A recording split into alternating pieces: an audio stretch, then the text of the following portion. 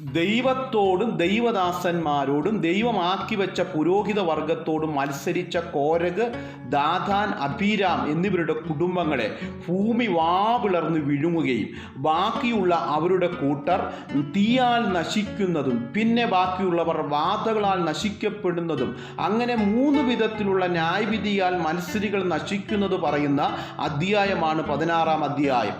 ധൂപകലശം എടുത്ത് ആലയത്തിൽ ധൂപം കാട്ടുവാൻ അഹരോനും പുരോഹിത വർഗത്തിനും മാത്രമേ അനുവാദമുണ്ടായിരുന്നുള്ളൂ.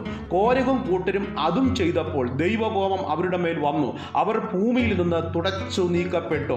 പിതാക്കന്മാരുടെ അനുസരണക്കേടിനെയും അതുനിമിത്തം അവർക്കുണ്ടായ ദൈവിക ന്യായവിധികളും കണ്ടും കേട്ടും അറിഞ്ഞ അവരുടെ പുതിയ തലമുറ 84-ാം സങ്കീർത്തനത്തിൽ ആലയത്തിൻ്റെ വാതിൽക്കൽ നിന്നുകൊണ്ട് ഇങ്ങനെ പറയുന്നു: ദുഷ്ടന്മാരുടെ കൂടാരങ്ങളിൽ പാർക്കുന്നതിനേക്കാൾ എൻ്റെ ദൈവത്തിൻ്റെ ആലയത്തിൽ വാതിൽ കാവൽക്കാരനായിരിക്കുന്നത് എനിക്കേറെ ഇഷ്ടം.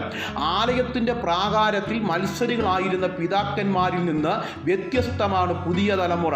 അവർ പ്രാകാരത്തിൽ മത്സരം മാറ്റിവെച്ചു പറയുന്നു: എൻ്റെ ഉള്ളം യഹോവയുടെ പ്രാകാരങ്ങളെ വാഞ്ചിച്ചു മോഹിച്ചു പോകുന്നു. എൻ്റെ ഹൃദയവും എൻ്റെ മാംസവും ജീവനുള്ള ദൈവത്തെ നോക്കി ഘോഷിക്കുന്നു.